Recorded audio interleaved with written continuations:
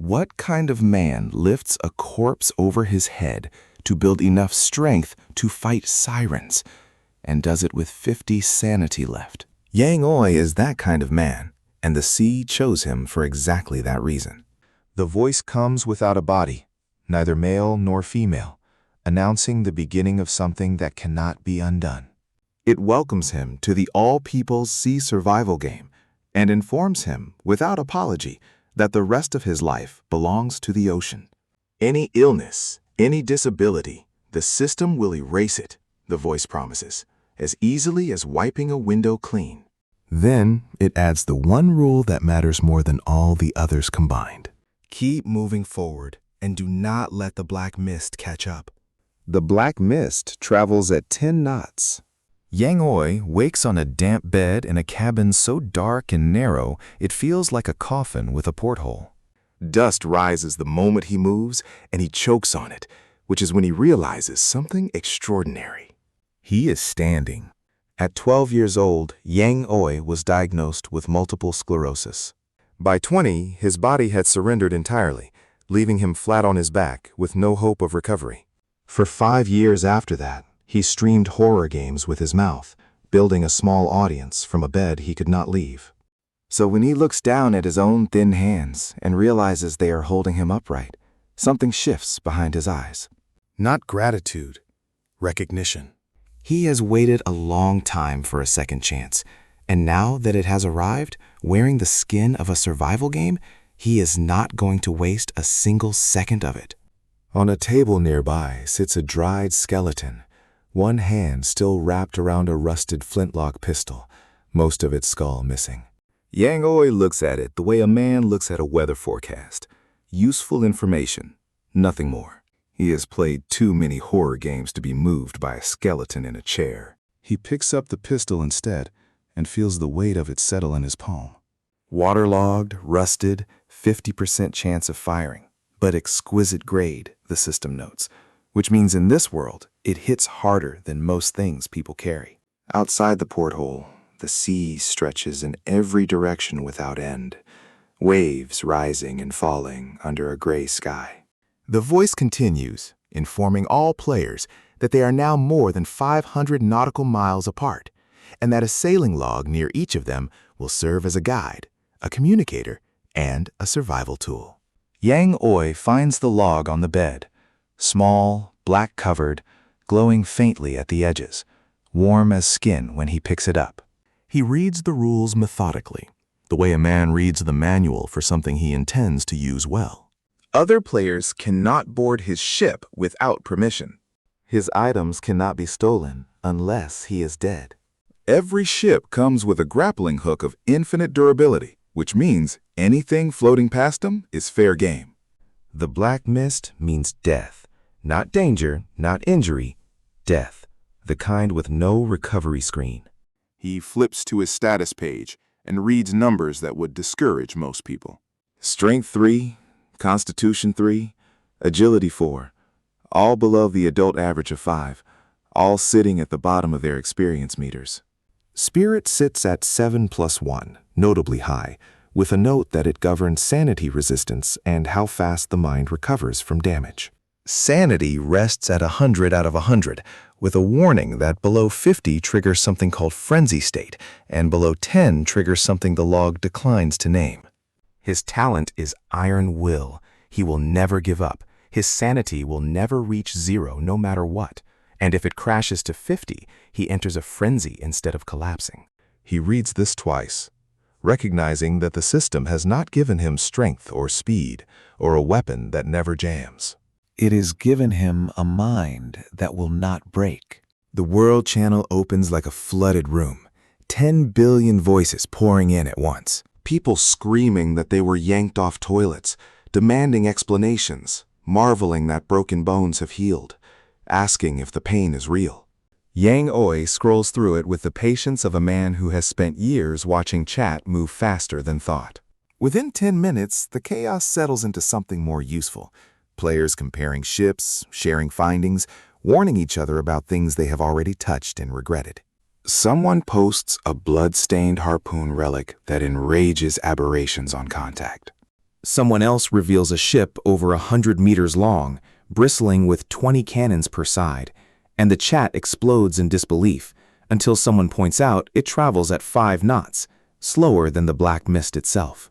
Young Oi closes the log and goes to look at his own ship. The panel reads, Nightmare, Level 1, Durability, 300 of 300, Speed, 40 knots, Hull skills, Nightmare and Fisherman's Curse. Sleeping on the ship causes nightmares and cuts stamina recovery by 75%.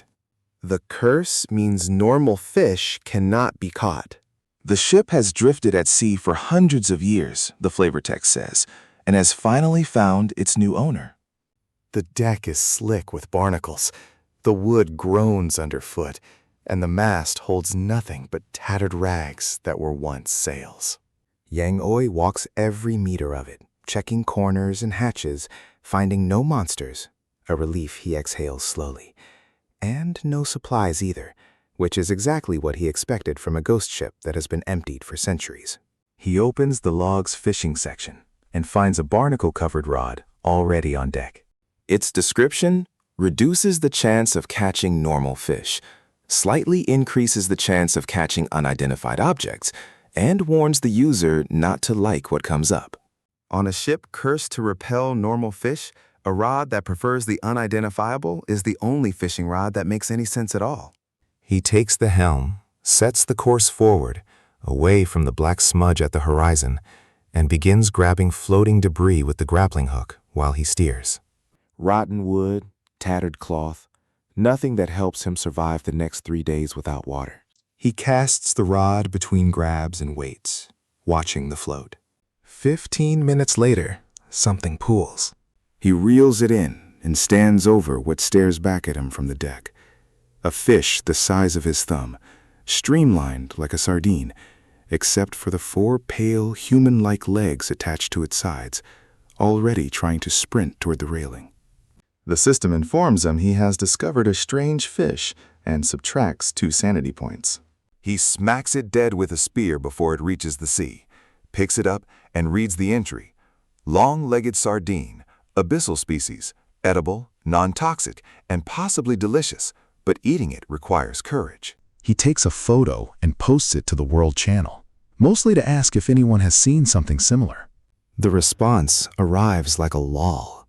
Thousands of players report sanity dropping on sight, mass blocking him, screaming that he has ruined their eyes for 10 sanity points. One private message cuts through the noise, a player named Day of the Gale, warning him to check if his water has turned black, and suggesting he leave the area before monsters spawn. Young Oi replies flatly that his water is blue. His ship is just a ghost ship. Day sends a friend request. Young Oi accepts and then goes back to fishing, because friendship is fine, but water is urgent. Night approaches, and with it the first test of whether the system's warning about darkness was a guideline or a promise. He reels in a pufferfish covered in tumor-like growths, its body bursting with black, foul-smelling fluid the moment it lands. He doesn't eat it. He stabs it repeatedly with his spear until the tip runs black, turning a wooden spear into a poison weapon. Then, a treasure chest drifts past. Not the kind with gold inside. The system's description alone warns that it might not be the chest he's hoping for. He chases it down with the grappling hook, carries it into the cabin, aims the flintlock with one hand, and pries it open with the spear. A hairless, gray head looks up at him from inside, opens cloudy eyes, and asks politely if it can trouble him for a few minutes to introduce the omniscient and omnipotent Lord. The system drops his sanity by 5 for hearing words he cannot understand. The head launches itself out of the chest, and that is when he sees it is an octopus. Human head attached above a writhing mass of tentacles, beak open and lunging. He fires. The pistol does not misfire. The octopus detonates into shredded flesh. He gathers the pieces, reads the entry. Human head octopus, edible, slightly toxic, temporarily grants strength +1 and constitution +1 at the cost of spirit -1 and sanity -20. He keeps the flesh. He might need it more than he currently understands. Night falls fully, and he reduces speed to 10 knots, sets the flintlock on the bedside table, leans the spear against the wall, and tries to sleep. The bed is damp, smells of mold, and the nightmare curse begins working immediately, pressing down on his skull even before he closes his eyes. In the cabin below, he does not see what the log's activity feed records without comment. The captain's skeleton stirs. Soul fire ignites inside the broken skull, cold green, utterly silent. It stands, picks up the moldy fishing rod, walks out to the midship deck, and casts a line into the black water. 10 minutes later, something answers. A bloated, pale hand rises from the sea and grabs the line from below. Young Oi's nightmare shows him the ending first, the door opening, footsteps like a wet mop dragged across wood, and a gun that does not fire when he needs it most. He wakes with the dream still loud in his ears, finds the captain's quarters door standing open in a sea with no wind, and grips the flintlock with both hands. The footsteps are real. Squish, squish, squish. The sound of a body that has been in the water too long, dragging itself across his deck. A drowned sailor fills the doorway, swollen, putrid, wearing a tattered uniform laced with seaweed, pale eyes finding him across the dark room.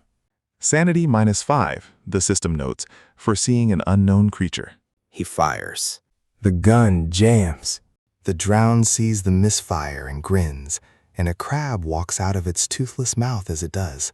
Young Oi's nightmare prepared him for exactly this moment. Instead of freezing, he throws the pistol at its head, grabs the spear while it staggers, and rams forward, using his own body weight to squeeze past the creature and out onto the open deck. He runs, circles, draws the drowned around the bow platform, counts down from 50, and times his return. He retrieves the flintlock from the doorway, aims from 3 meters, a large target, no reason to miss unless the gun jams again, and fires. The shot takes out more than half the drowned skull, and black pus splatters across the planks.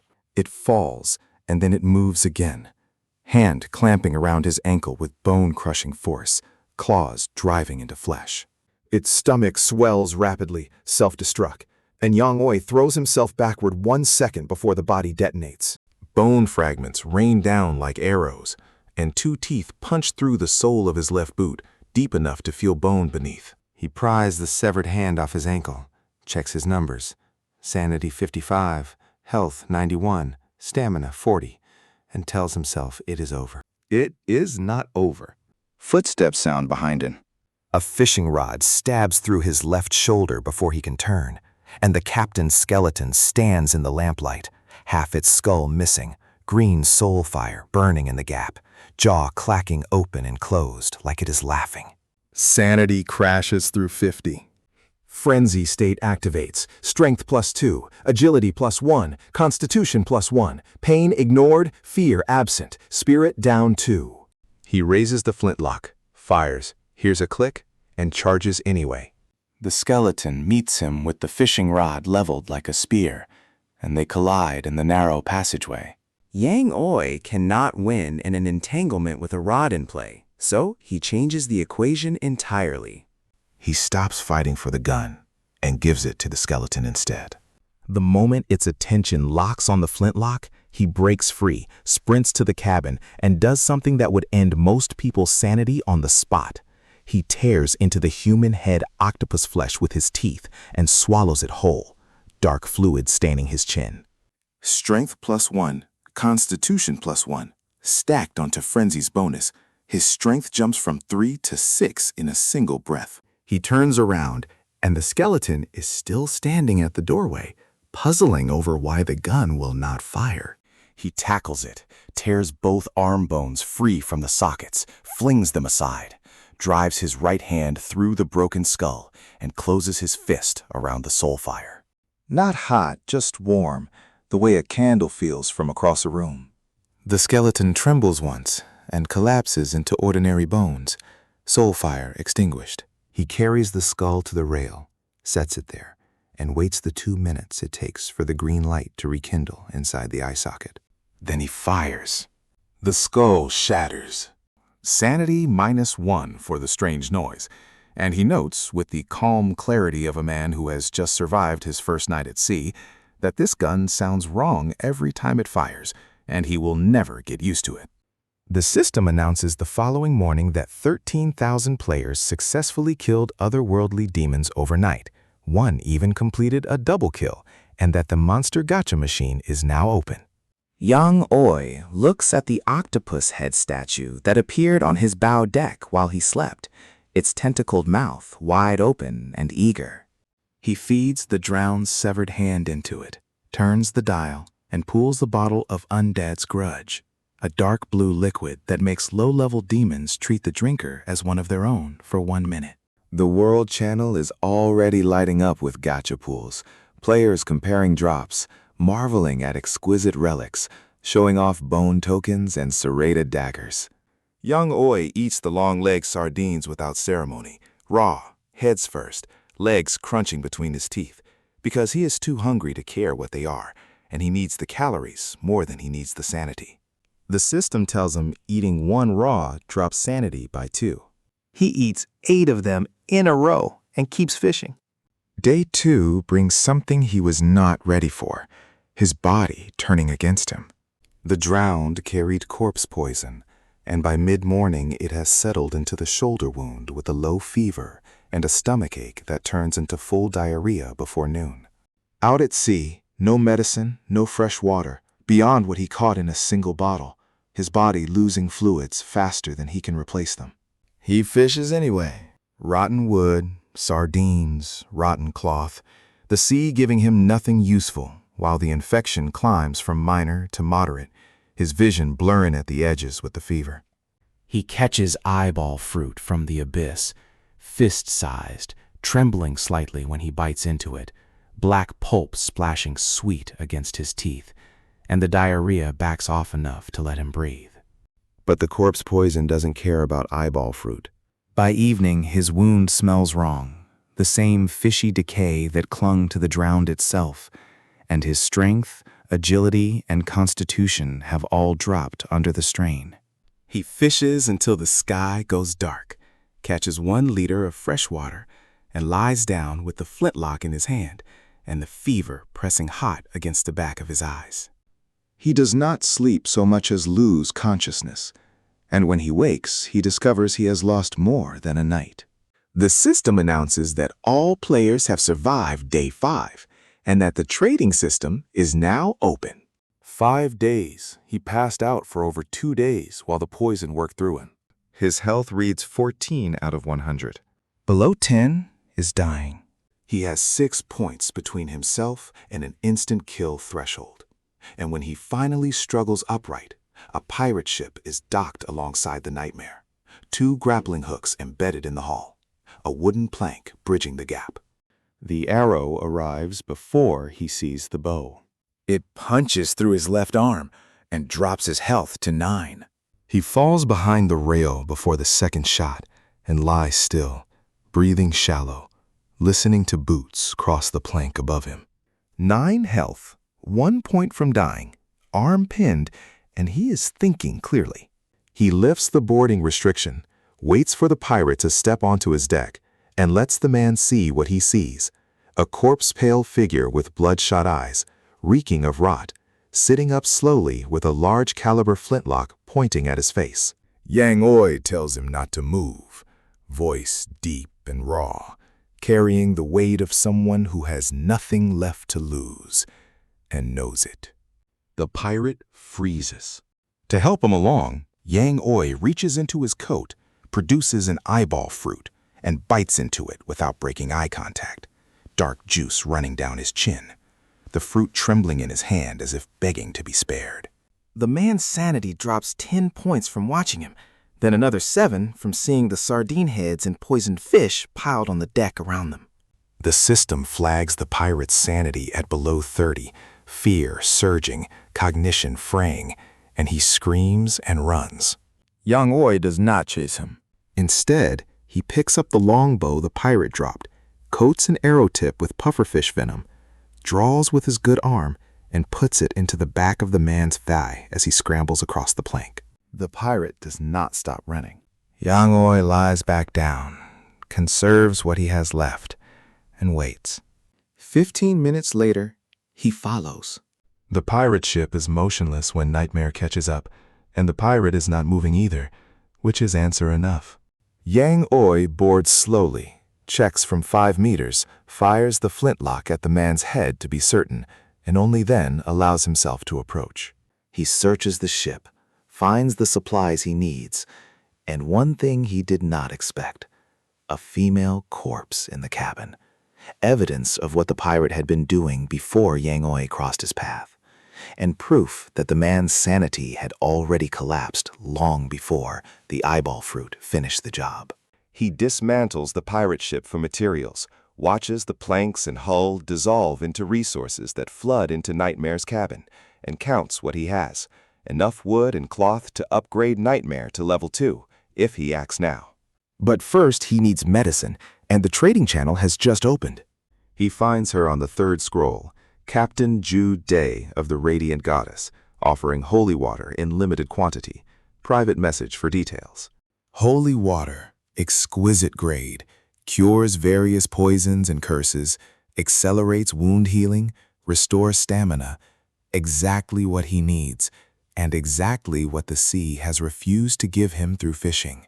He messages her with his maximum offer laid out plainly, because his health is at 9 and he has no time for negotiation theater. She replies in 10 seconds, calls his offer the most sincere she has seen, and sends a friend request.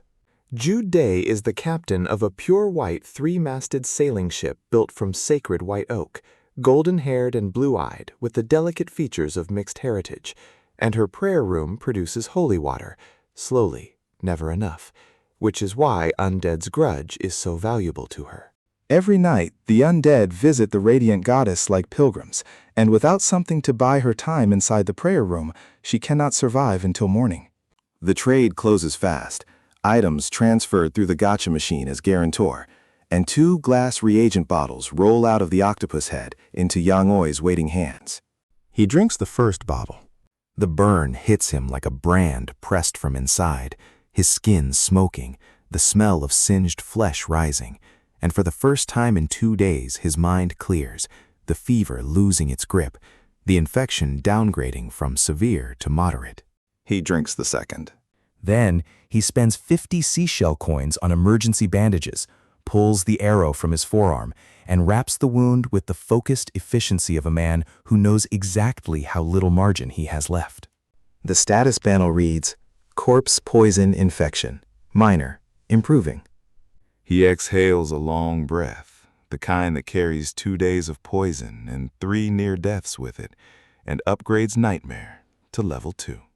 The hull glows sickly green, spectral wisps trailing around the ship like smoke as the timbers groan outward, the ship stretching to 20 meters, the captain's skeleton now chained at the bow like a figurehead, wearing fresh seaweed. Nightmare Level 2, 600 durability, 1000 capacity, 50 knots. Hull skills unchanged. The Nightmare Curse and the Fisherman's Curse endure, because this ship does not become easier to live on just because it has grown larger. The World Channel announces the same day that the Origin Sea will reshape itself in 3 days, and an unprecedented storm will descend. Wood and cloth prices detonate instantly. Players scramble to upgrade. Sellers hold out for ransom prices, and Ironheart's captain, who travels at 5 knots in a steel battleship packed with cannons, roars at the market that his ship requires steel, and iron sinks to the bottom of the sea. Yang Oi ignores all of it and starts fishing. He has 3 days before the storm, a ship that catches monsters instead of fish, and no intention of being caught in it without supplies. Behind him, dozens of nautical miles back, a vessel he has never seen tracks him through a crystal ball the size of a basketball mounted on its deck. The Astrologer, Level 1, 500 durability, 50 knots, and a whole skill that maps 100 nautical miles of sea and allows 1 live peak per day at any ship on the chart. Its captain is a woman with black hair, wheat-colored skin, and rare red eyes, the kind of eyes that mark a witch's blood talent, a lineage that rewards craving knowledge at the cost of sanity. She has been watching Yang Oi since she noticed 2 ships drifting alongside each other in unusual proximity, and watched the pirate icon wink off the chart entirely. She used her daily peek to look at him and saw him eat a long-legged sardine before it finished landing on the deck, swallow an eyeball fruit, and toss a tumor pufferfish back without flinching. She has been biting her pen and taking notes ever since. Her name is Suna. And Yang Oi does not know she exists yet. The 3 days before the storm pass in rhythm. Rod in hand, grappling hook working, net out, eyes on the float. He finds an island, a tropical disk 3 kilometers wide, ringed in golden sand, coconut trees inland, crabs and scallops at the waterline. More importantly, the tallest tree carries a bronze treasure chest in its crown. He anchors, wades ashore, and considers the problem. The trees run 7 to 10 meters tall.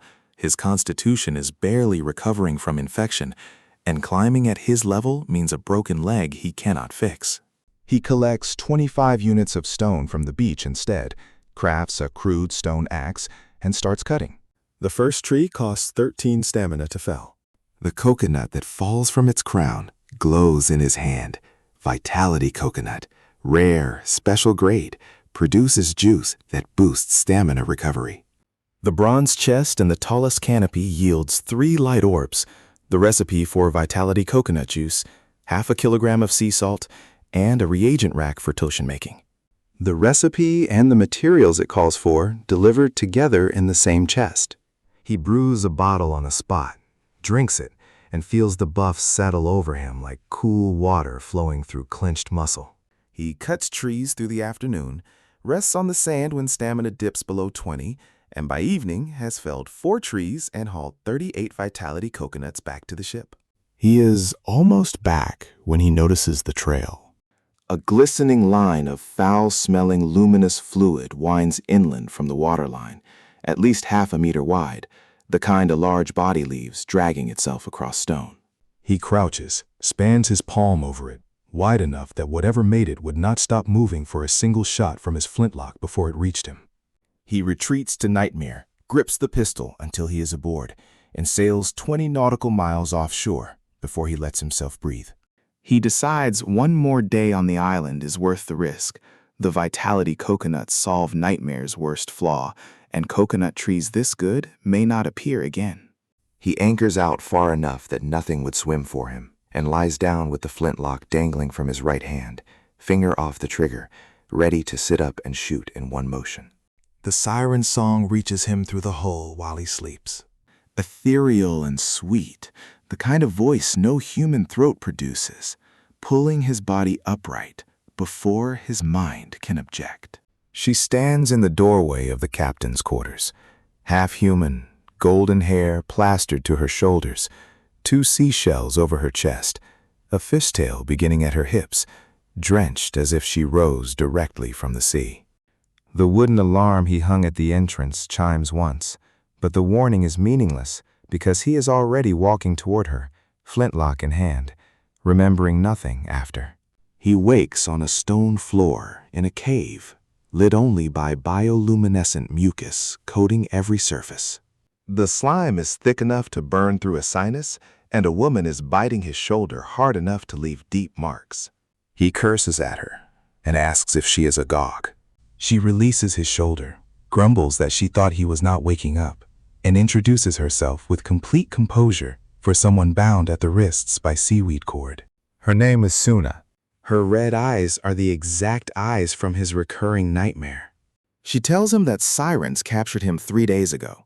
3 sirens, communal hunters who use song to charm males before using them as both mates and meals, and that the only reason he has not been eaten yet is that they fatten prey before consuming. Yang Oi looks down, discovers he has no clothes, finds the pirate outfit scattered nearby, and dresses while the system drops 1 more sanity for the bloodstained fabric against his skin. 50 sanity exactly. the line where frenzy begins. Suna tells him, unprompted, and with the enthusiasm of a researcher presenting findings, that the mucus coating the cave walls is secreted by the sirens as both camouflage and lure, glowing in the dark to attract prey like an anglerfish. She nods toward a corner where a half-eaten male corpse rests against the wall, organs missing, surrounded by clean skeletons, and tells him she has been working on her restraints since she arrived. Young Oi checks his panel. Strength 3, Spirit 7, Constitution 4, Stamina 92, Health 99. He has almost recovered from the infection, but strength at 3 will not suppress a siren whose baseline runs at 4. He needs to push to 4 before the sirens return, and the math is simple. He looks at the male corpse, looks at Suna, and asks if she has rope. 15 units, she confirms. He walks to the corpse, grips it by the throat with both hands, and starts clean jerking it off the ground. Suna stares at him as though a wild animal has walked into the cave and begun doing athletic training, and asks quietly how much sanity he has left. 50, he tells her. Perfectly fine. Her eyes go wide, and something fervent sharpens in them. The look of a researcher encountering a specimen that defies every model she built. He keeps lifting. Strength reaches 4 somewhere on the 8th repetition, and on the 9th, a wet, slithering sound fills the passage, one siren returning early. She enters the cave, sees both of them, freezes at the sight of a man cradling a corpse like it owes him money, and begins to sing. The system shaves 5 sanity for the charm node. Yang Oi drops the corpse, lets his arms fall to his sides, and Suna watches what she assumes is another man walking to his death. She grips her witch dagger to use on herself before the siren reaches her. What she does not see is that sanity below 50 has already flipped the switch. Frenzy state active, strength +2, agility +1, immune to most mental abnormal statuses, the charm bouncing off him like rain off the wormhead on his bow. He walks into the siren's arms, presses the flintlock into her side, aims upward, and pulls the trigger. The gun fires on the first try. The sound is deafening in stone, and the top of the siren's head exits her body. Suna's red eyes flood with confusion, and then regret. She asks him not to shoot the next one in the head. She needs a complete specimen to study, and she is already producing a collection bottle from somewhere on her person to gather brain tissue and mucus. He pockets a small piece of flesh for the gotcha and tells her flatly that he killed it, and the loot is his. She offers him all her ship's supplies and a month of sea chart guidance if he leaves her the most intact corpse of the next 2. He agrees. Without the song, sirens fight like drowned, manageable if he keeps his head. He tells her to be ready with a new data point in under 2 minutes, because the next pair arrives on 15-minute intervals, and the larger one comes alone, while the 2 smaller ones come together. He yanks her sideways as the 2 smaller sirens explode from a pool behind her and land where she had been standing, spinning to face them, pale skin gleaming, rows of teeth visible in the cave's glow. Their duet is sharper than the first siren solo. Suna goes nauseous and dizzy immediately, blood trickling from one ear as the system flags piercing yet enchanting, sanity -5, even for Yang Oi, whose frenzy blocks the charm. The sound cuts into him physically, chipping his health, and he grabs Suna's arm and tells her they run. They come out on a shoreline that no longer exists. Most of the island is underwater. The sky above is solid black overcast, and lightning splits the entire visible horizon. The storm has arrived. It has been raging for 2 days already, Suna mentions calmly, and all the other players are racing to escape the sea area. He barks at her for not saying so sooner.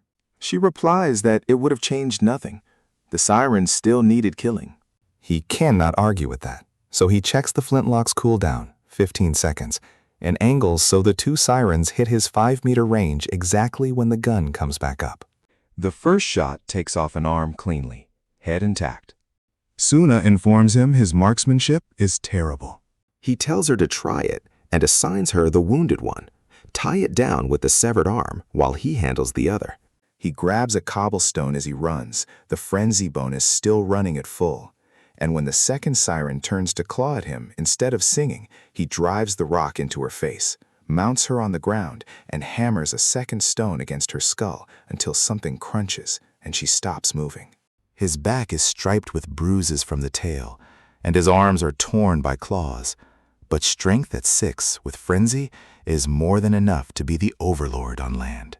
He pockets a tissue sample and goes to help Suna, who has the remaining siren tangled in wet mud, neither winning.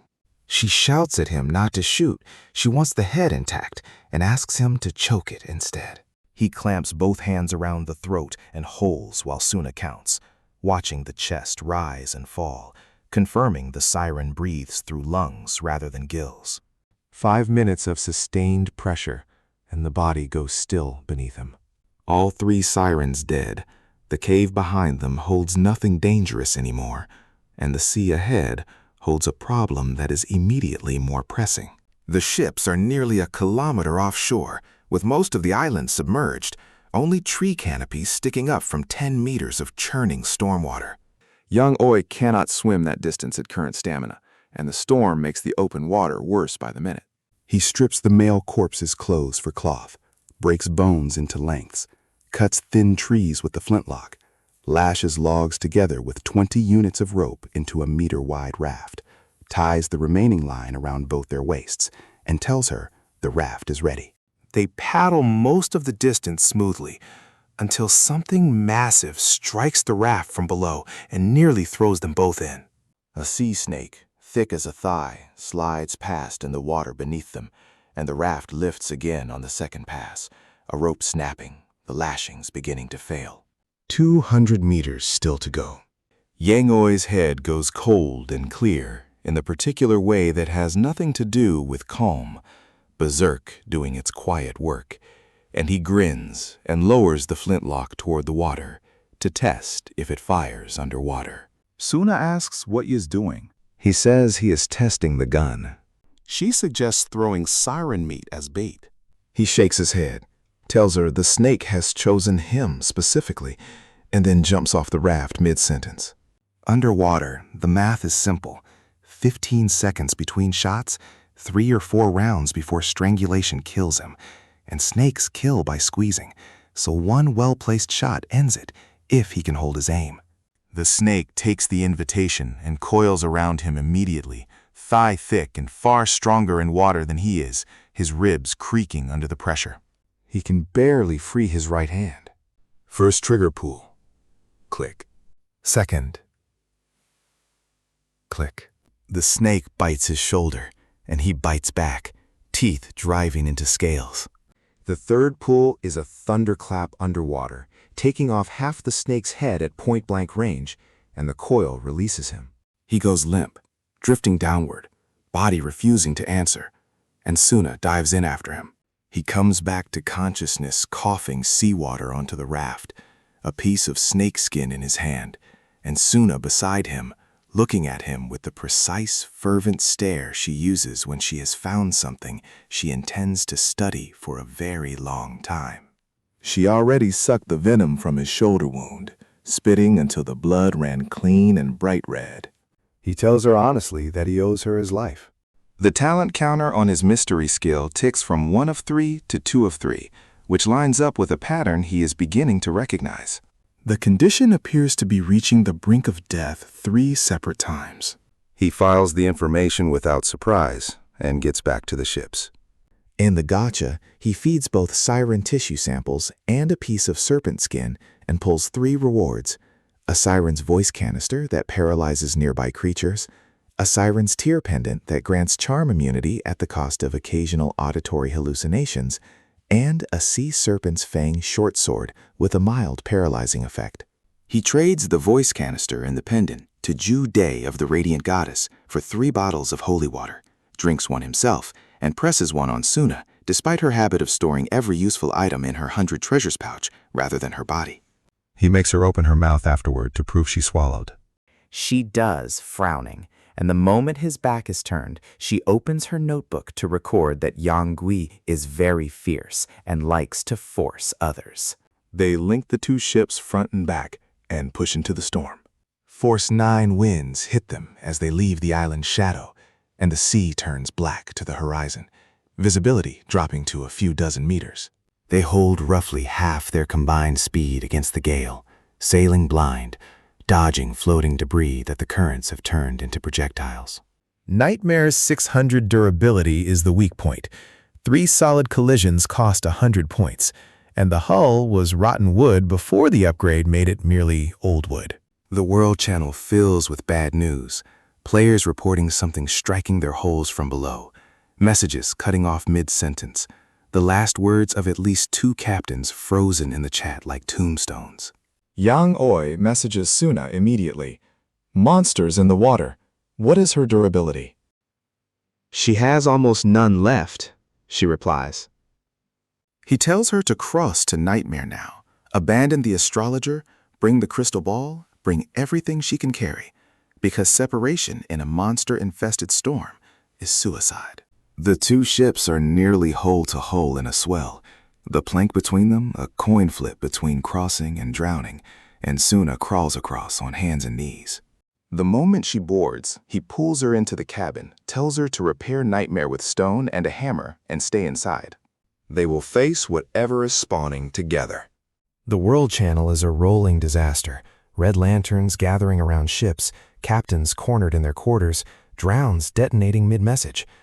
And then Yang Wei realizes he has a different problem. He is out of food. The Vitality coconut solves stamina, but not calories, and his body needs protein to function at fighting strength. He casts the red fishing net into the storm water anyway, because idle minutes are wasted minutes.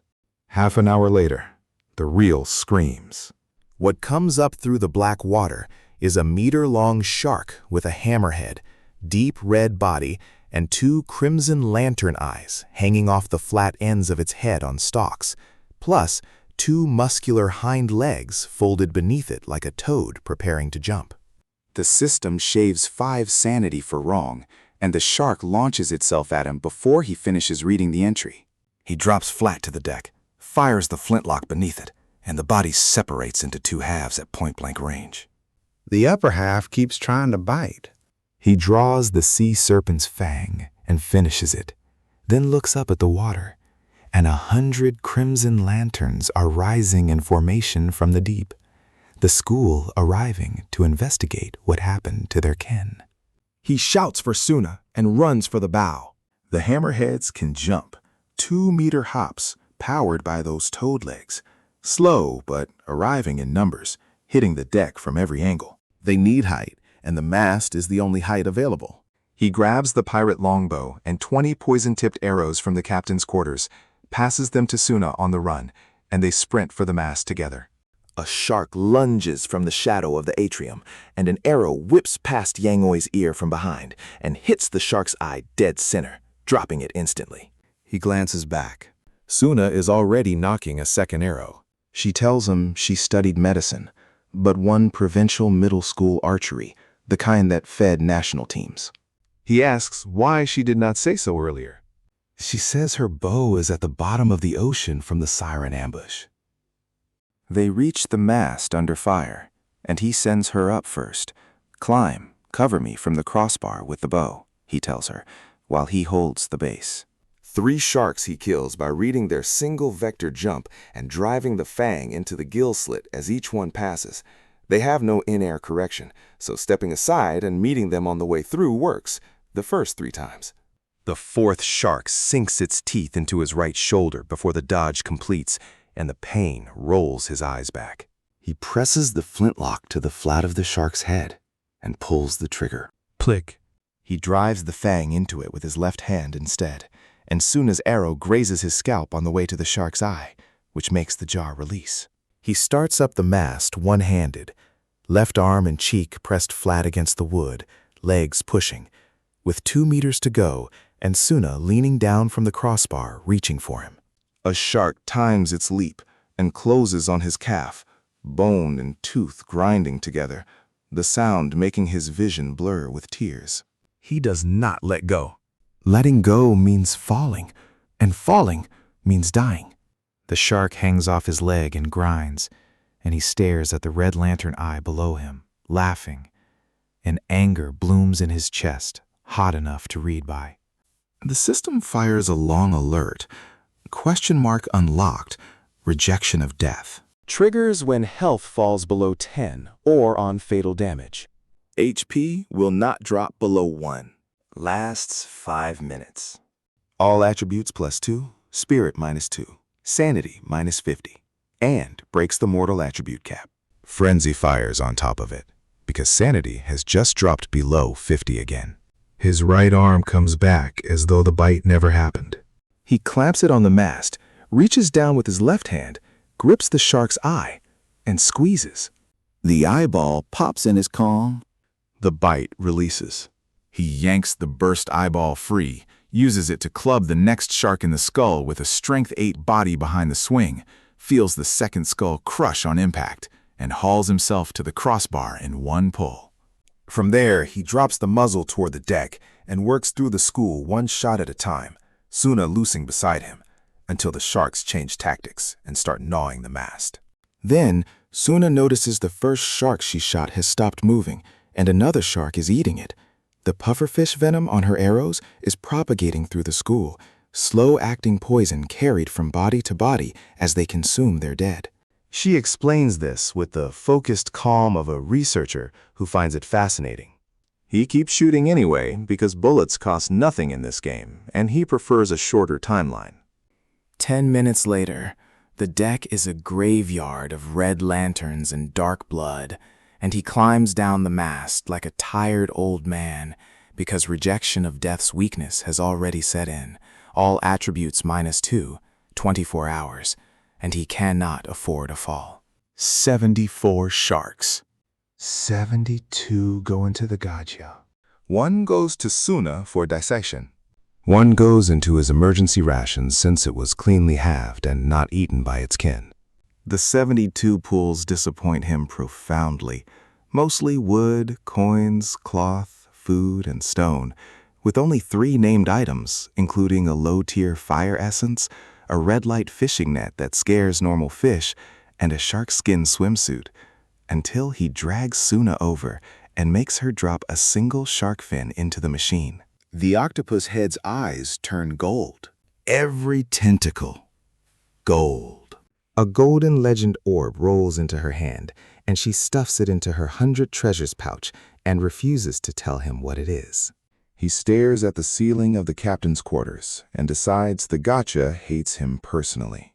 After the shark battle, inventory stands at 12 black breads, 5 sausages, 8 liters of water, 67 vitality coconuts, 10 steel, 8 crystal, 6 sulfur, and 250 seashell coins. He burns the fire essence onto the sea serpent's fang, upgrading it to exquisite red fire poison, sharper, hot enough that holding it bare-handed stings, and carrying both the serpent's paralyzing effect and now a burn on every wound it opens. Day 6 of the storm, wind force 10, temperature falling, and Suna is not in his room when he wakes. She is standing at the bow, clutching the crystal ball, face pale, lips slightly parted, pointing at the sea without speaking. Lightning cracks the sky, and he sees what she is pointing at.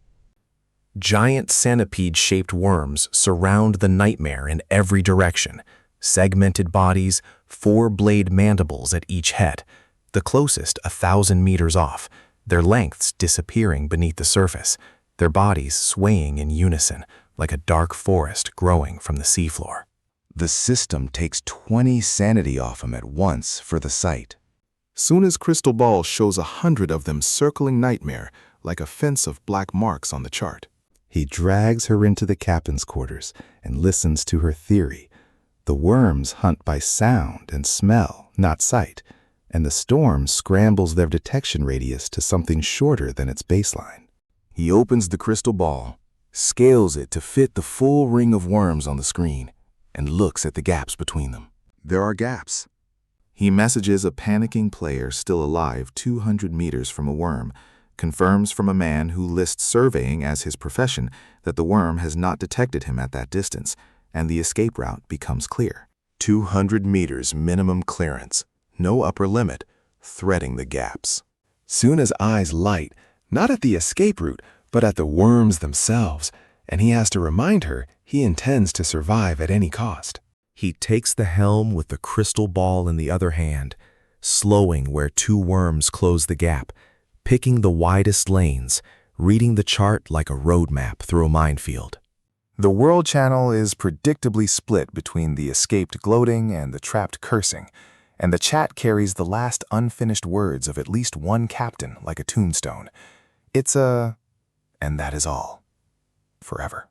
He posts what he has learned to the world channel. 200 meters minimum. Thread the gaps. The worms cannot see you. And the replies cycle from mockery to gratitude to more gratitude, and small gifts start arriving, adding up to steel, crystal, sulfur, and cloth. One man, Captain Hayo of a fisherman-class vessel, sends him a single exquisite item with a private note that treasure can be fished again, but life cannot. The item is a low-level abyss soul stone, translucent black crystal with glowing fluid inside, that can advance any relic of exquisite grade or below by one quality level. He presses it to the rusted flintlock. The shell shatters, the fluid drains into the barrel, and the pistol evolves. Glimmering rusted flintlock, relic exquisite, dual mode unlocked. Standard mode, one shot every 10 seconds, minor damage, 50% misfire from sea corrosion. Cannon mode, one overwhelming shot, guaranteed misfires for 12 hours afterward. The pistol is reborn. He feeds it coconut husks and keeps threading worms. 8 hours of navigating gaps, feet planted in a pile of empty coconut shells, stomach bloated from the raw fruit bypassing the juice cooldown, blood pressure dropping into manageable ranges only when he sees the first empty patch open up on the crystal ball, the buffer zone, 80 nautical miles ahead. Then the storm begins to drop. Force 9, Force 8, and the worm's detection radius begins to expand as the interference clears. He abandons the cautious zigzag and drives Nightmare at full speed for the shortest line, because he no longer knows how long the buffer holds. At 60 nautical miles from safety, worms begin reacting to ships they could not hear before. The world channel fills with single-syllable screams. At 20 nautical miles, 2 worms have locked onto Nightmare and are closing. Suna runs to the stern, and without asking permission, she releases the astrologer's grappling hook. The unmanned astrologer falls behind them like a decoy, and both worms veer toward the larger trailing target, tearing into it and fighting each other for the prize, while Nightmare opens distance fast. Without the astrologer, the crystal ball goes dark. No more chart, navigating from memory now, and one worm still blocks the direct route to the buffer zone. Yang Oi walks to the very front of the bow and switches the flintlock to cannon mode. He tells Suna to take the helm and hold the line, and if he tells her to jump, jump without hesitation. No standing frozen at the bow. She nods and takes the wheel. The worm resolves from darkness into shape as Nightmare closes, 3 meters thick, 40 meters above water, smaller than its kin, mandibles opening like a bear trap in mid-charge as it locks on and rushes. He needs point blank. One chance, and a miss means the worm's mandibles close on Nightmare's hull. At 300 meters, he reads the worm's size and angle and starts counting. At 10 meters, he shouts for Suna to jump. She jumps. He pulls the trigger. The shot is a roar that rivals the lightning around him, recoil throwing him clean off his feet and slamming him backward into the captain's quarters wall, his right arm going numb from the impact. The shot took the worm's head clean off, but the body still has momentum. It hits Nightmare broadside like a battering ram, and the system announces direct impact, durability minus 600, hull disintegrating. Nightmare splits in half. The buffer zone on the other side of the break is calm and bright. Wind at force 1, water like glass, black fog nowhere near, a small island a few hundred meters away at the boundary edge. Yang Oi crawls onto its sand on a chunk of driftwood, shark-skin swimsuit the only thing between him and hypothermia, having dragged Suna the last stretch because she ran out of stamina before he did. She is heavier than she looks, he tells her between gasps. She says nothing. They collapse on the sand. Nightmare is gone, but the ship interface confirms that a destroyed ship can be rebuilt. 500 wood, 250 cloth, 1 month minimum between rebuilds, materials drawn from the frozen cabin. He passes out into the deepest sleep since the sea claimed him, and for the first time on a night that matters, there is no nightmare. He wakes 12 hours later with Suna staring at him from a meter away, red eyes steady. She tells him he was out for over 12 hours, and she dragged him from the water. He says he is hungry. She says he was as heavy as a dead pig. He says the feeling is mutual. She raises one hand, and the glimmering flintlock is in it, pointed at his forehead. She tells him in the exact phrasing he once used on her in the Siren's cave. She is giving him 3 sentences. He should give her a reason not to kill him. The dream becomes the present, adrenaline thinning his breath, and he tells her the joke has gone too far. She tells him he just used his first sentence. He looks around. The island has shrunk from the rising sea level, 50 meters wide now, and every tree reachable has been cut and stacked. Less than 300 wood total. Not enough to rebuild 2 ships. She means to take it all and rebuild the astrologer alone. He offers her everything, all his equipment, all the wood, if she will let him go. She says if she shoots him, she gets all of that anyway, and 2 sentences remain. He is genuinely furious, and he stands up preparing to burn rejection of death as his last card, and she bursts out laughing hard enough to cry. She just wanted to see if a gun on his forehead would make him panic. She has another offer. She holds the pose for exactly as long as it takes him to sit back down, then pulls a golden card from the 100 treasures pouch and hands it across. Ship combination card, consumable special, allows 2 ships to combine with mutual consent, the resulting ship inheriting both whole skills with a maximum of 2 retained. That was the legend the Gatu gave her. She had been saving it. The confirmation prompts fire in both logs. Astrologer's Captain Suna requests to fuse her ship with the Nightmare. A captain election follows because the combined ship needs 1 authority, and a tie means the card returns to Ash. Yang Oi thinks about Suna commanding a ship and where she might steer it if a hypothesis about trench dwellers occurred to her at the wrong moment. He is captain. The interface synchronizes between them, with full authority on him and sub-permissions for resource allocation, helm access, and expansion rooms assigned to her. He cuts 2 characters from the default name and calls it Nightmare Star. Rebuild requirements for the fused ship: 700 wood, 300 cloth, 100 stone, 20 crystal, 10 steel. Wood is the cap. The island has stumps still rooted in the ground, and Suna's cabin holds almost nothing. 1 wood, 2 cloth, a poverty worse than the ghost ship at launch. He picks up a stone axe and goes back to work. 3 days of rhythm. Yang Oi swimming out to the half-submerged tree line, firing the flintlock underwater to float logs, dragging them back 2 at a time. Each trip draining 30 stamina and requiring a rest on the sand before the next. Suna fishes and gathers stone and cooks the catch over a beach fire while he hauls wood, and the island is bliss by comparison to the storm.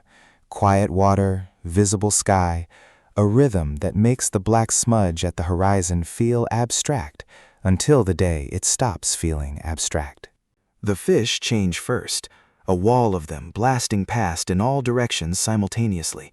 Every species, carnivores ignoring prey, everything fleeing forward as though the devil is directly behind. The black fog has accelerated. He is 15 wood short of rebuild total when the sea becomes unsafe to enter, and tree roots are the only path left. They dig roots all afternoon, slow and yielding almost nothing, and by evening have 7 of 15. 3 enormous worms appear at the buffer zone boundary, 7 and 8 meters thick, the largest of their kind, and disappear through it like ships passing through a membrane. 3 giant harpoons dropping into the water at their vanishing points. A man's voice carries across the water, wailing at the worms by name, and behind them is a steel hull, 200 meters long. Ironheart. Its captain, Udewi, once portly and loud on the World Channel, is now thin enough to tighten his belt twice, dark circles under his eyes, a cigarette burning at his lip. He upgraded by riding dead worms with whaling harpoons, dragging giants like sled dogs to outpace the black fog at a ship that moves 10 knots. He spots young Oi on the island and opens regional chat immediately, introduces himself, asks where the ship is, and hears it sank without comment. Yang Oi explains rebuilding. 7 wood short. Udewi fires a harpoon arc, and it lands 10 meters away, with exactly 100 wood lashed to it, plus a request. Can they ride together after rebuild? Because Ironheart at 10 knots cannot outrun Black Fog at 15, and without worms to harpoon in the buffer zone, he is stranded. Yang Oi agreed. He rebuilds immediately. The materials lift off the ground and reassemble around an expanding skeleton of hull and mast, 30 meters long, recognizably still a ghost ship, the skeleton figurehead at the bow now draped with fresh seaweed as if it just rose from the sea, and a crystal ball mounted at the midsection in front of the mast, and a patch of rusted steel plated into the hull where the impact split it. Nightmare Star, Level 2. 1,000 durability, 3,000 capacity, 60 knots. Hull scales compressed to 2. Nightmare, terrible sleep on board with stamina recovery minus 75% for the captain only, and Astrologer, mapping the surrounding 150 nautical miles, peaking now, including ship name, player name, coordinates, and a live image once per day with no geographic limit. The fisherman's curse is gone. He stares at that line in the skill description for a moment longer than everything else. The curse that warped every catch for weeks. Gone with the merge, absorbed into something larger. Suna boards at his invitation, finds a separate bedroom beside his in the expanded cabin, and the interior holds everything from both ships, her research materials, his weapons, the vitality coconuts, the food, and one preserved piece of giant worm from the beheading shot that neither of them has decided what to do with yet. He sends Udewi a friend request and a message. Come to the stern, throw your hook, and do not attack when I approach. Ironheart is so much taller than Nightmare Star that he can only see half of Udewi over the rail. Young Oi tells him ahead of time, if the tow cannot push Ironheart above 15 knots, he will cut the line, and Udewi should not attack him for it. Udewi thinks for a moment and asks to board instead. Yang Oi agrees at once. A ship can be rebuilt. A person cannot. The rope ties at multiple points across Nightmare Star's stern, and Suna takes the helm at full speed. Ironheart's engines go to full power. The speed climbs, 11 knots, 12, 15, 16, 17. 2 knots faster than the black fog, and they exhale together. They haul Ironheart out of the buffer zone and breach the storm sea boundary, and the sky abruptly brightens. Sunlight falls across their faces for the first time in what feels like a different life. The system rains announcements on him the moment they clear. All players escaped, black fog decelerated to 10 knots, the Great Sea Chart is now open, Tier 3 ships crossing 10,000. The extreme winter sea area is spreading, and everyone should pack warm. The log adds a new course map page covering everything he has sailed, with a yellow-brown fog of war hiding the rest of the world, and Nightmare Star's astrologist skill opening a clear view for 150 nautical miles around him. He reads the sea chart the way he once read a game manual, methodically, looking for the thing that matters most. The storm sea is behind him, the extreme winter is ahead, and the black fog's edge is visible on the chart, giving him a number he can watch. Udewi parts from them shortly after. Ironheart's 10 knots no longer a death sentence with the fog at 10 and the gap manageable. He tosses Yang Oi a piece of mutated giant bobbit worm meat with a laugh that the gotcha drops only got worse the more he submitted, and tells him if he ever needs firepower, message Ironheart. Yang Oi keeps the worm meat, and Nightmare Star's 60 knots leaves the steel battleship behind inside of minutes. The 2 worm pieces go into the gacha, and he does the pale hand ritual over the first pull. Head of the giant bobbit worm. Ship equipment relic, rare, mounted on the bow, increasing durability and impact force, allowing the sharp mandibles to cut down borders, deterring marine creature attacks while drawing larger monsters in exchange. He installs it without hesitating. If he balks at this, he will never use any equipment the gacha gives him. The second pull is a black iron material chest. Opens to 200 wood, 200 cloth, 200 stone, 50 steel, 50 crystal, 50 sulfur, and now he understands how Udewi threw him 100 wood without flinching.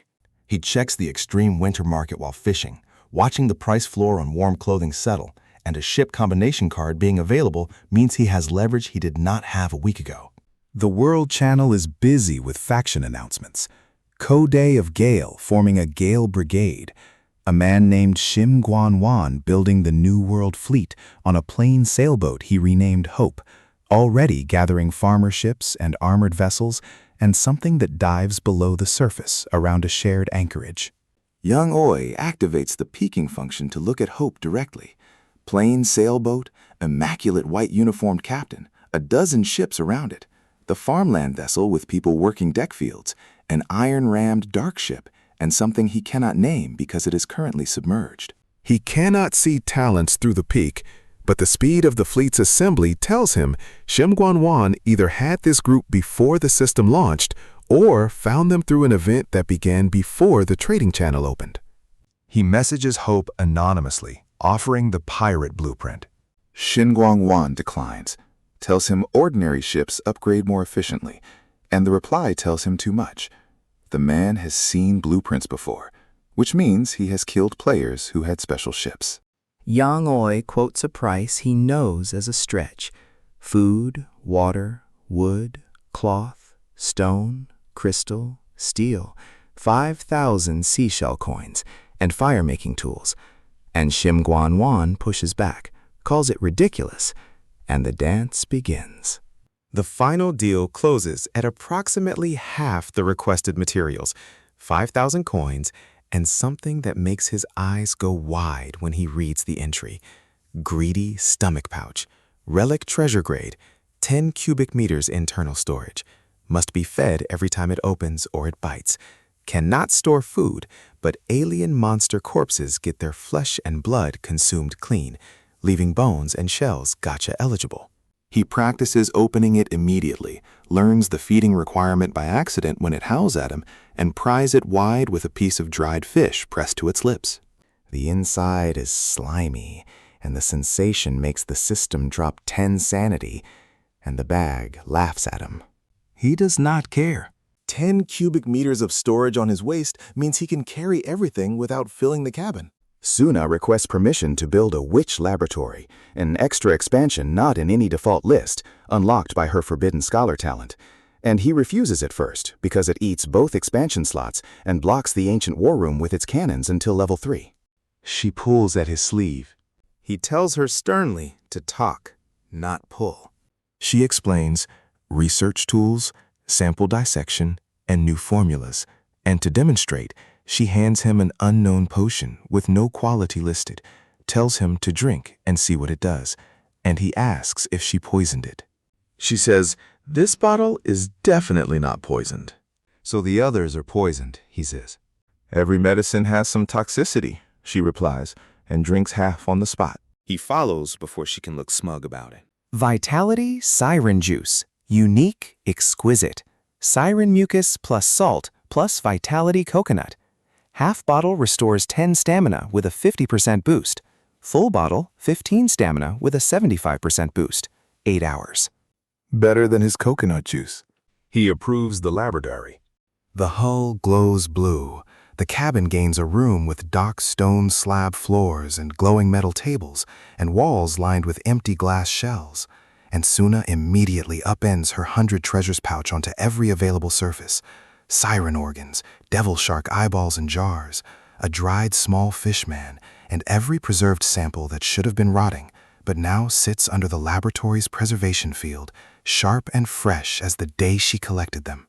He transfers her 1,000 seashell coins and exits before she asks him to become a sample.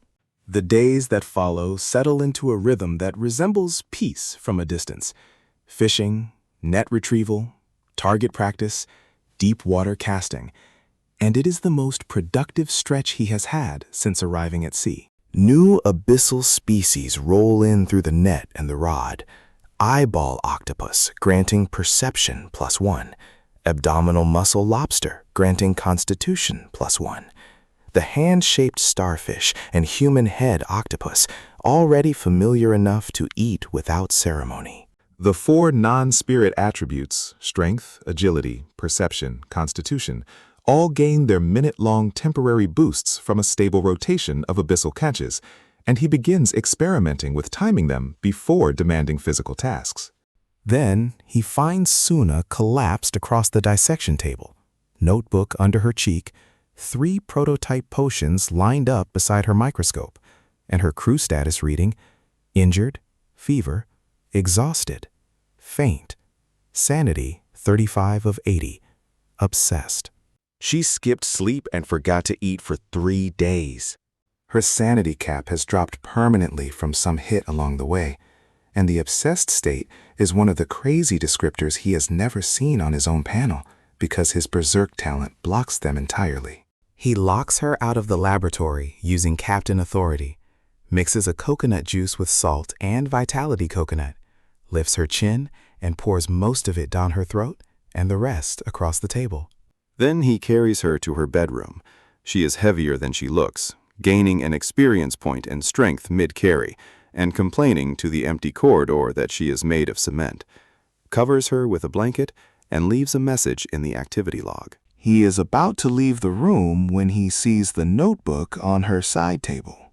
Its title page reads, Yang Oi, Observation Diary. His scalp tingles.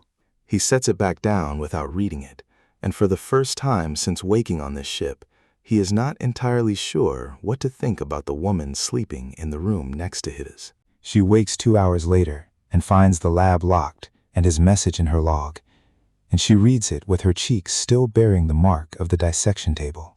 The 3 potions sit on her workbench, red for attributes, colorless for energy with long-legged sardine legs floating in it, pink for wounds, and the yield justifies everything. When he sees the results, the investment in her laboratory pays itself back before she finishes the sentence.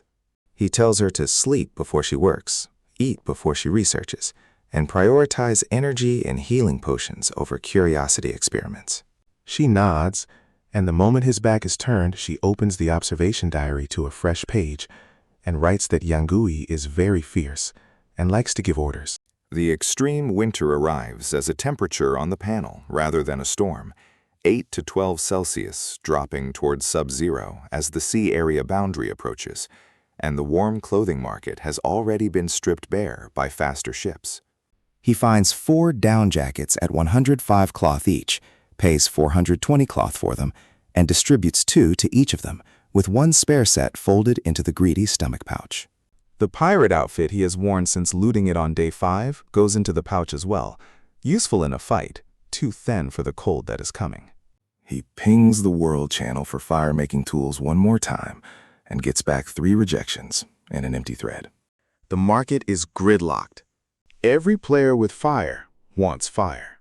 He shifts his search to the fishing line and finds, on a deep water sinker rig with a sardine for bait, a bronze treasure chest, half a meter wide, fighting him like a fish for 30 minutes before he hauls it to the surface. He steps back, draws the flintlock, pries the chest with the fang, and the interior screams and fires a jet of black acid that misses him by a step. Treasure chest clam, a valve mollusk that squats inside bronze shells, sprays corrosive acid, hoards shiny objects. He cuts it open, and the thin meat covers a hoard: 600 seashell coins, 50 crystal, 20 stone, and a fist-sized pearl. Healing pearl, treasure rare. Soak it in 1 liter of water for 12 hours, and the water heals wounds. His eyes light because this is one more way to produce medicine when holy water is not available. The red fishing net brings up 2 more abyssal species at dusk: a one-armed crab that is mostly its own oversized pincer, and a hand-shaped starfish that moves like a spider across the deck until he stomps it dead. He takes both to Suna, who was awake and working, and this time has eaten, and her face lights at the new specimens the way a child's face lights at an unexpected gift. 3 days of consistent output from the laboratory, 3 days of fishing and net retrieval, 3 days of target practice, burning through standard mode on the glimmering flintlock, and the counter on his mystery talent has not moved. He stops watching it and lets it move in its own time. The extreme winter boundary is close enough on the chart that the temperature panel has dropped to 2 Celsius at midday and below 0 at night. Suna's witch attire keeps her warm with no visible effort. Yang Oi buttons the down jacket closed and acknowledges for the second time that this game distributed its starting advantages with an eye for maximum long-term inconvenience. He burns the low-tier fire essence onto the sea serpent's fang rather than the flintlock. An exquisite essence barely registers on a relic tier item, but it advances a treasure tier short sword by a full step, and the fang becomes a blade that stings the palm of whoever holds it barehanded, leaving a burn visible in the dark. With a worm mandible at the bow, the upgraded fang at his belt, the glimmering flintlock with cannon mode loaded, and 3 bottles of holy water in reserve, he looks at the level 3 upgrade requirements and does the math on the alien monster corpse condition. 10 otherworldly demon corpses. He has fragments, samples, and gotcha recycled pieces, but not 10 complete bodies. Something to work toward. And in the meantime, Suna's laboratory is producing formulas faster than she can test them. The greedy stomach pouch is converting dissected samples into Vacha-eligible bones and shells, and Nightmare Star moves at 60 knots under a chart that shows him 150 nautical miles in every direction. He sits at the helm in the extreme cold, crystal ball at his elbow, flintlock on the rail beside him, and looks at the sea. Factions are organizing faster than he expected. Shim Wang Wan building his maritime empire on a plain boat with a noble public face. Kodai's Gale Brigade claiming speed supremacy. New regional groups appearing on the chart every day. Lone wolves are going to get squeezed eventually. He knows it. He tells himself he has 2 options: strong enough to stand alone or joined under conditions of absolute freedom, and he is working on the first as fast as the sea allows. Suna appears beside him with a mug of something warm that smells of coconut and something unidentifiable she will not name, and she sits cross-legged on the deck without asking permission, notebook on her knee. He does not tell her to go inside. The silence between them holds differently now than it did in the Siren's cave. In the cave, there was a half-eaten corpse and a woman he could not read. On Nightmare Star, there is a woman who bit his shoulder to wake him, saved him from a sea snake, gave up her ship to get them through the worm field, brewed him medicine from siren mucus and coconut water, and has been writing an observation diary with his name on the cover since before he knew she existed. He thinks about the dream, the red-eyed woman pointing his own gun at his head. He thinks about the island, her holding the actual gun, and him standing up to burn rejection of death rather than beg. He thinks about her laughing hard enough to cry. He has spent 5 years watching people from behind a screen, reading a chat box for subtext, understanding an audience he never met. He understands that the fervent observer stare she gives him is not threat assessment. It is the look of someone who has never seen anything like him and cannot stop looking. He does not know what to do with that yet. He picks up the fishing rod, casts into the extreme cold sea, and waits. The float bobs in black water under a sky that has not shown stars in days. Behind him, Nightmare Star's mast carries actual sails now, salvaged cloth repaired and re-rigged after the rebuild, and the worm mandible at the bow gleams in the cold air. 10 meters of blade-jointed chitin splayed open like a welcome no sensible creature would approach. The black fog sits on the chart as a number, 10 knots, and Nightmare Star moves at 60, which means the gap is widening for the first time since Yang Oi woke on a bed that smelled of mold and dust and centuries of bad luck. The fishing line twitches. He does not know yet what is on the other end of it, and neither does the sea. This is the fact about Yang Oi that the sea has not fully understood yet. He does not flinch at what he pulls up. Not at the fish with human legs, not at the head that asked politely for a moment of his time before showing its tentacles, not at the chest that bled when he cut it, not at the shark that climbed a mast to reach him. He flinches at nothing, and he has stopped losing sanity for things that once cost him 2 points each, because the mind can be trained the same way the body can. What he did with 5 years of paralysis was learn to pay attention to things most people look away from, to find the pattern in darkness, to read the moment before the monster moves. A horror game streamer who could not sit up built a library of nightmares so that when the nightmares became real, he already had the floor plan. That is the thing about Iron Will. It does not make pain smaller. It makes the person carrying it larger than the pain by exactly as much as they need to keep moving. Suna writes in her notebook that Yang Oi's berserk state is captivating, that he never retreats, that he plans in complete sentences while underwater, that he might not even know how badly he wants to kill the thing in front of him. She closes with, "needs further observation," which is the most accurate thing she has written in the diary, and also the least surprising. The system gave her red eyes that mark a witch's blood, and a talent that rewards her craving for knowledge at the cost of sanity. She has spent every sanity point the sea has charged her on something she found worth understanding. The siren she refused to put in the gacha because a corpse is more valuable than an item. The shark dissection that sent her obsessed and feverish across 3 days without noticing.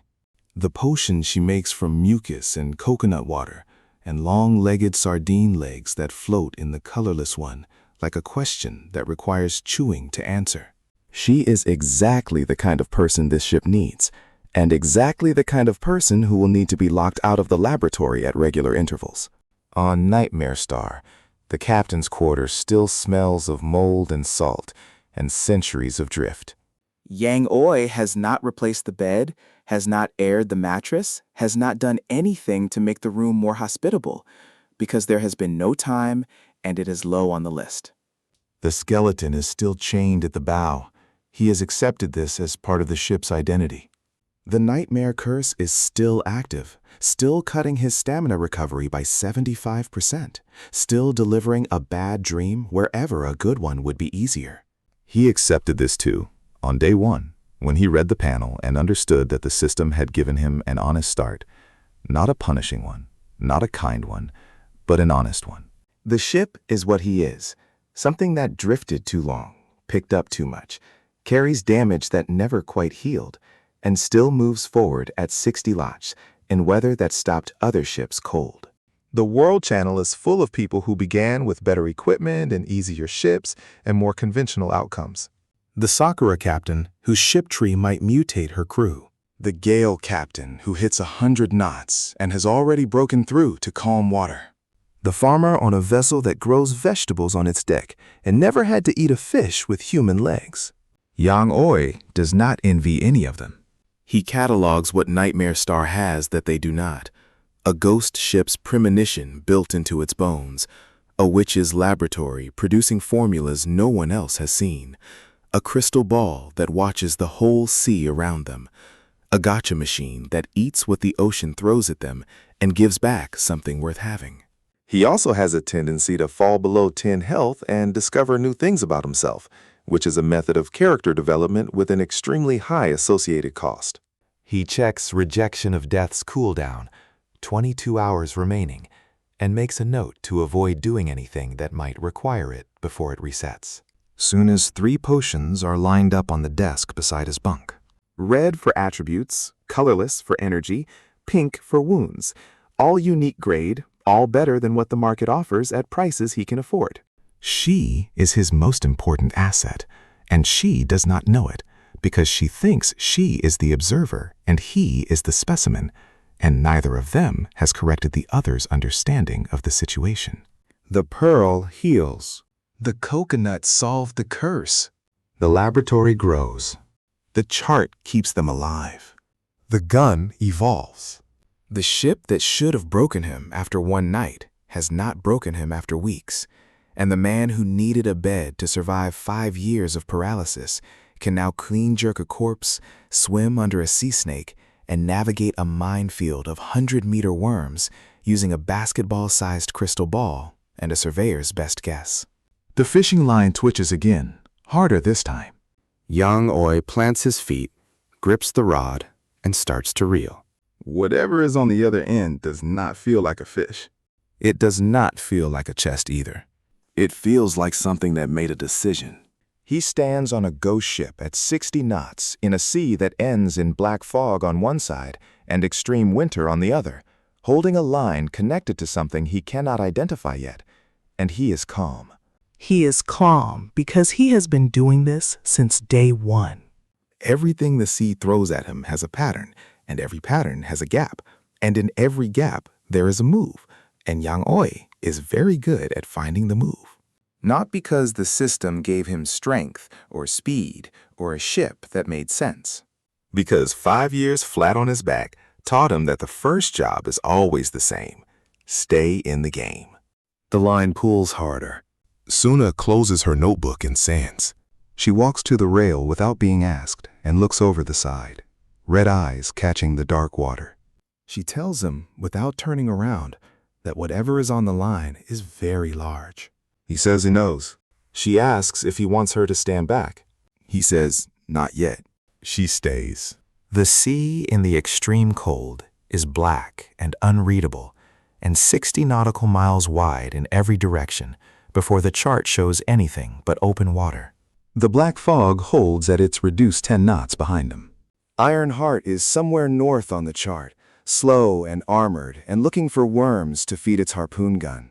The Radiant Goddess is producing holy water at its patient rate.